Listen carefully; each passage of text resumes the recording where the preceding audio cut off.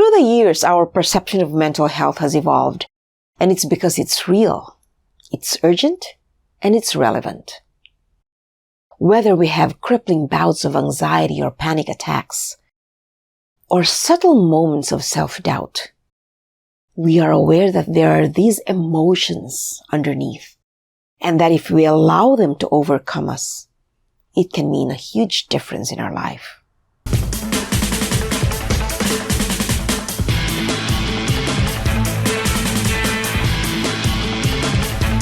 Welcome everyone to another episode of Everything.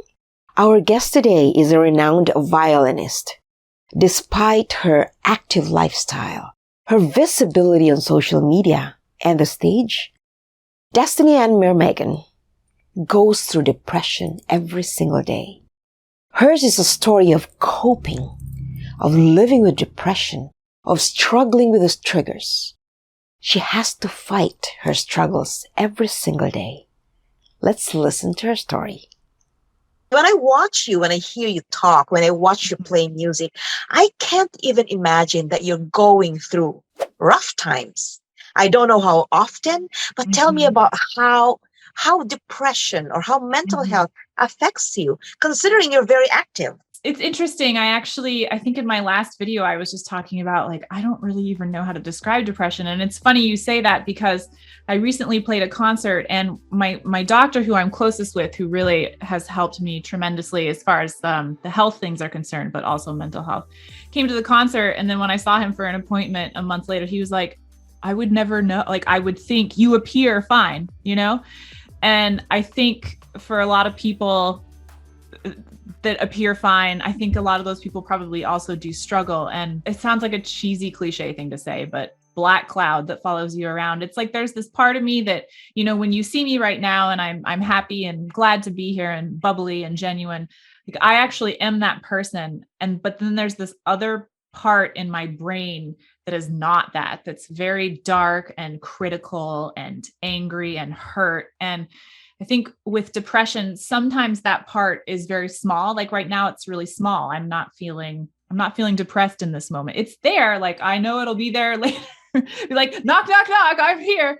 I would say that as far as how often I struggle with it every day, I will have really down moments throughout the day. I don't know, Jackie. I don't know how to describe it. It's just a really dark place that I sometimes can't function in, and I have no hope for life. And that's not who I am, but it's a part of me. You cope very well. I think everyone has that capability. Yeah, I think we could both empower women and men and anyone that they have the capability of being aware. I think when I was younger, looking back, I could see, I sensed that I needed to do something.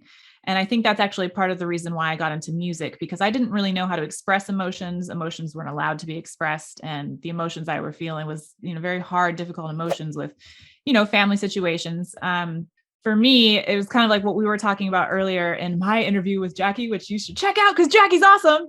You have to find something that you love, and then that sort of becomes your savior. And for me, music, I was just like, music's really cool. And I didn't know it at the time, but I was making sense out of my emotions with music, because if I listened to a sad song and I felt sad, I was like, this makes sense. This song is sad and I'm feeling sad. So what I'm feeling is okay and normal. So it allowed me to realize that my emotions were normal. It's definitely been a struggle throughout the decades of learning the coping mechanisms. I think seeking professional help has been key in me learning the coping mechanisms. I think my own way was with music, but it wasn't enough. I actually, as far as a human, have to learn how to cope. What are your biggest triggers?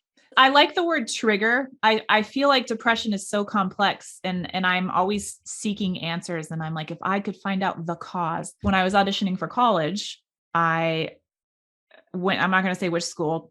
I should. Someday I'm going to say which school and who it was. But I went I went to this violin lesson with this brilliant teacher at a brilliant conservatory, and she was drunk. It was an evening lesson, and I smelled wine on her, and I I freaked out. I felt icky and gross and depressed. And I almost like quit the violin. And it just really, I mean, I don't want to have my past determine who I am, but sometimes those triggers that remind me of situations from the past really set me off. I think a big part of it is I am so critical of myself and such a perfectionist. And while I think in some respects I have good self-esteem, I also know that I must not if I can be so mean and critical. Like I'm not of other people, it's weird, but like to myself, I'm awful. I'm just so awful to myself. If you were to tell someone who's telling you like, Destiny, I cannot recover from the past, how are you going to encourage them to move on? When I was bulimic, which was for a very long time, I actually I read a book about bulimia. It was about empowering people to stop, binging and purging. So the author of the book was saying that for alcoholics, and which was interesting thinking of my parents, they say it's a disease and addiction and there's lots of health issues. And I'm not an expert. I don't want to deny that or say that it's true. But what the author said was, if alcoholics would choose to not look at it that way and actually choose to look at it in the way of it is your choice that you are putting that bottle to your mouth. It's your choice. What that does is that then gives you all the power and empowers you not to be a victim of it. You're not a victim of a disease. The way that translated for bulimia was, it's my choice. And I stopped. Like that was the end. I stopped throwing up. I stopped having, like, that was it. Yeah. Okay. Depression is definitely can be chemical for people. And there are things like that you have to work with. But if you can tell yourself, I don't have to be a victim of this, you at least empower yourself to start finding ways out of it. You might not be able to get out of depression for the chemical reasons, but there are medications and therapy. But at least if you feel like there is something you can do. I can almost feel what you're feeling inside. When you started to talk about that, were you judged at all? I really only openly started talking about it a year ago. I had sort of hinted at it in the past to friends or people. They may have not been judging and I may have been projecting, but I felt like, oh, I'm about to be judged as a crazy person, or they're going to think less of me, or how can I tell them that I'm depressed and have them think they think I'm a ray of sunshine? I mean, I don't want them to think the opposite. But before that, when I remember, like with my parents, I would try and talk to them. I was judged like, no, you don't feel this way. You're just being too dramatic. You're a drama queen. And yeah, actually I later in life, I would hear that from some friends, like, you're just being a drama queen. It's too ridiculous. So yeah, I think people are really afraid of being judged. But what's interesting is when I've actually started talking about it honestly and just put it out there, no one's criticized me. I'm not saying they won't, but it's almost like it's such a release to just finally say what you're going through, that the energy you get from that release will overpower any criticism anyone has of you. And if you're in that space where you can finally release it, you realize that the people that criticize you aren't worth your time anyways. Have you ever experienced that moment where you have a concert, you have something good, and then depression sets in? Is that even possible? I'm in this interesting conundrum with my musical relationship right now, where it's like music is the thing that saved me, but it's also what I'm most critical with myself about. To that point, I had a concert in October where I did 2 of the 4 seasons, and it was kind of a student event, students alongside professionals. And usually when I'm on the stage, I can forget everything. And that's like my moment to shine.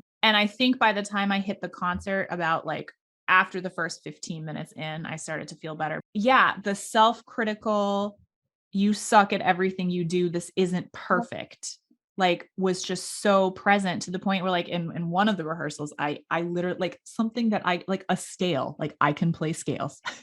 It's just like, I couldn't play. It took over. Like I was like, why? I just had to stop. What's frightening me, and maybe this is part of the journey that I'm going through and what has to happen now, is that yes, it is starting to get on stage. The beginning of the concert, I was so nervous and just feeling so small. The inner angst that I felt, and I had to work so hard. I was like, stop, like think about the music. Why are you doing? And then I finally started to feel better and then enjoyed the concert. But I don't know. I feel like it's tricky. It's hard. How do you tell yourself to like just go and do it? Because that's hard.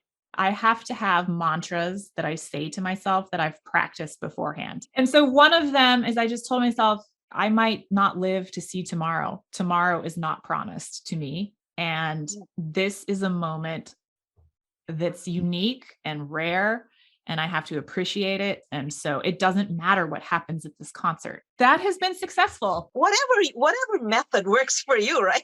I did do breathing. I would like try to breathe and focus on the breath, not my thoughts, like anything to get you out of the self-critical thoughts. And you always talk about being critical of yourself. And I think that's one of the major causes why people go into depression. Mm-hmm.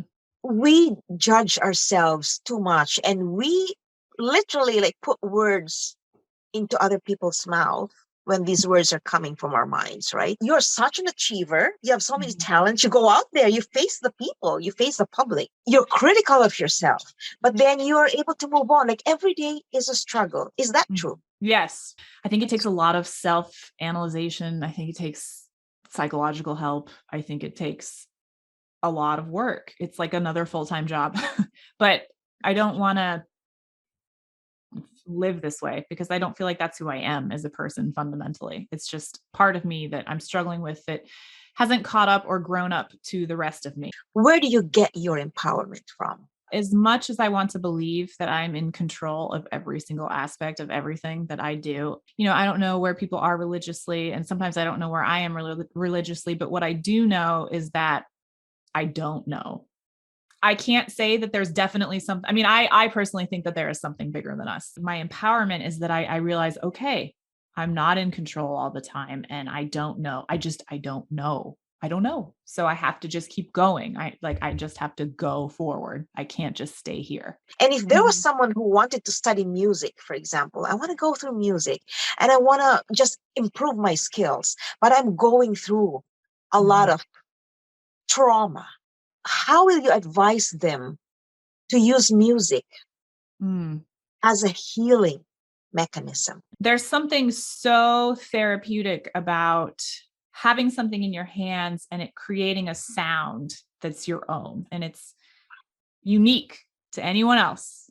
It's your own thing. And if you want to use music as how to help you heal, that's something no one can take away from you. That's like the most important thing. And then the other thing is I say, whatever you're feeling, if you don't know what you're feeling, or if you do know what you're feeling, but you don't know how to express it, just play something and just allow yourself to feel what you're feeling. You sort of become one with your music. And that's where your sense of pride comes from. Right. Especially now with social media. So to all of those who are watching right now, there will be lots of influences outside that can affect your very character, that can ruin your trust in yourself. But always hang on to the fact that there's at least one thing that you can own, and that's your gift, right? That's your skill. That's your talent. And no matter how traumatic your past was, the thing is these gifts that you have, no one can take away from you. And you're as beautiful as your talent, Destiny. And I'm just so glad that you're able to share your vulnerability, because we all go through challenges, but some people may probably go through more serious challenges. Can you say you're stronger now than you were maybe 5 years ago? Yeah, like I'm so strong that I'm sick of being strong. Can I have a break? I'm sick of being strong. Can I please? I'm sick of it. Yes. Can a girl catch a break? I don't need any more character building. And I like the word. I like break. It's not give up, right? I need a break. Well, thank you for joining me on this show. Thanks Destiny. for having me. Why don't you let everybody know where you're if you're on Twitter, or where can they find you? I have a website. It's really easy to remember. It's my name and the instrument I play. So it's destinyviolin.com. I also go by Classical Cowgirl. I have this really cute saying, I'm classically trained and fiddle raised, playing everything from Bach to barn burners. So that's an easy way to find me. I'm on YouTube. You can search my name, of course, or Destiny's Musings. And I'm on everything else like Twitter, Instagram. It's all Destiny Violin. Follow my story. I We'll guarantee to make you laugh and probably cry. And that's the magic of it all. We can laugh and cry together, and we That's can right. rise together and empower one another. Thank you, everyone, for joining me and Destiny today. It's been a pleasure, and I couldn't have spent the day better. We Oh, love you, girl. thank you. You're amazing. Thank you, Jackie. Thank you, Destiny, for joining us. Your story is powerful, and we hope that through your story, many can learn to be strong and to cope. To all of our followers, thank you for joining us. We always believe that no matter how difficult the challenges are, there is always room for healing. And if healing is a struggle in itself, we can always cope and look forward to better days with hope. Wishing you all a happy spring. Enjoy the sun. And if you haven't done so yet, subscribe to our channel and keep updated with our inspiring stories. We hope that our episodes touch you and inspire you in some way. This is your host, Jackie. I'll see you next time. Bye for now.